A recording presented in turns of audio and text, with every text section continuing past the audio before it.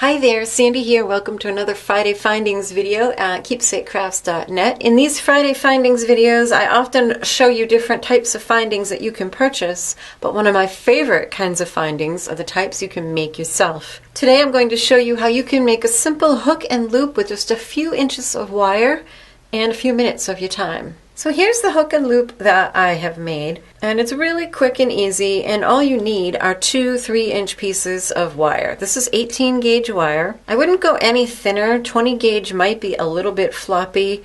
You could try doing it heavier wire like 16 gauge is going to be doable, although tough to manage. This is a great hook for a necklace. I wouldn't really recommend this for a bracelet because it would just be too easy for it to come undone. So we'll start by making the hook, and like I said, I have a 3-inch piece of 18 gauge wire. This is sterling silver filled wire, and I have some bail making pliers. These have 5, 7, and 10 millimeter mandrels on them. I'm going to grasp the wire about an inch from one end at the 5 millimeter mandrel, and I'm just going to bring the wires up and around until they're at a 90-degree angle to each other. Next, I'm going to grab that longest wire with flat nose pliers right at where the two wires cross, and I'm going to bend that loop so that the loop is now centered over the longest wire, and then we'll just bend that wire back up till it's at a 90-degree angle again. And if you need to, you can kind of squeeze that loop, make it more round.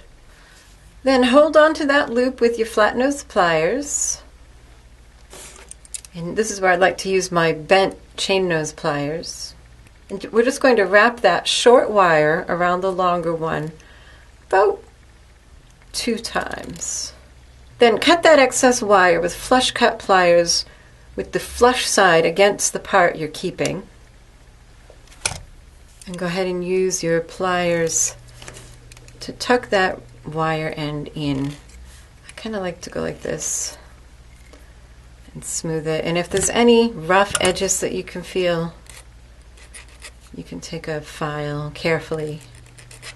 This wire is sterling silver filled, so it has a copper core, which I don't want to expose, so I'll file very gently if I need to at all. And that's one part of your hook. Next, you're going to grab that wire where it's coming out of the wraps and bend it so it's at about a 45-degree angle.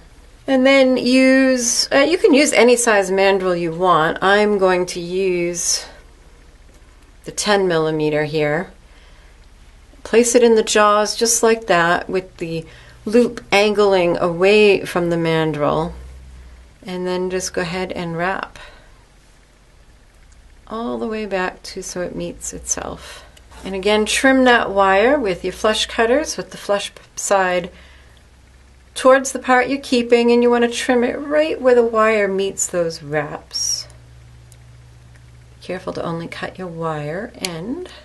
And then go ahead and grab just like the last 1/8 inch of that wire and give it a little bend. And that's maybe a little long. Maybe that's better. And again, if you need to, file that so it's smooth. We're going to harden it now. I have just a bench block on a sandbag to help dampen the sound and a chasing hammer. And I'm just going to hammer the top of that curve.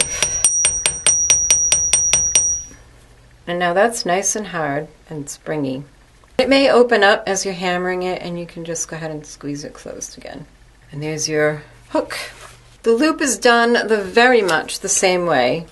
You're going to make a loop the exact same way that we started. Grab it with the 5 millimeter mandrel about an inch from the end and make a wrapped loop. And I'm just going to squeeze those. If they get separated, you can just use your pliers and kind of squeeze the wraps back together. Whatever distance you have from the bottom of your loop to the last wrap, the bottom of the last wrap, you want your pliers here to be about that same distance. I'm going to turn this way because I want to make my bend on the same plane as my loop. And then bend that so it's at about a 45-degree angle. And then one more time, tuck in the 5mm mandrel. Now here's where you have to pay attention. Once you have these wraps made, you need to take a look at where this wire ends. What we want to do is have this wrap come around, and this cut end should nest right where that is. So I can see that if I keep wrapping it from this side, they're going to end up side by side instead of nesting. So I'm going to actually just move this to the other side.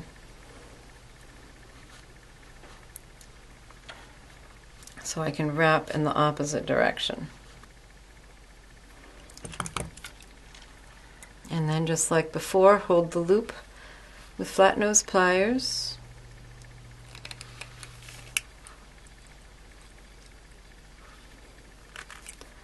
And wrap your wire around.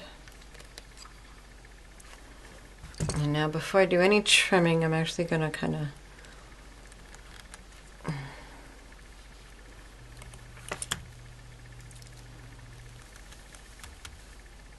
there we go. This is why I like these bent nose pliers, because I can get right in there and kind of squash those two ends. And just take a minute to kind of straighten things out. And if you need to, file down those wire ends. And there you have it, a really simple way of using just a few inches of wire and making yourself some custom hook and loop closures. If you want to skip all of the bother of getting these coils to meet up in the middle, one thing you could do is put a bead in there instead. Cut your wire a little bit longer, the thickness of the bead, and then before you make the second wrap, go ahead and slide your bead on, and that will make your loop decorative as well as functional and a little easier to manage. And you could also put a matching bead on your hook after you make the bend. So I hope this has given you some ideas for ways you can make your own findings. If you're interested in the supplies I used, click on the little eye or the tag in the upper right of the video, or click on the link in the description box to go to my blog post, where I will have a complete supply list with all the tools and materials and links to the products. Be sure to subscribe if you haven't already, and if you found these videos helpful, consider becoming a patron and supporting these tutorials.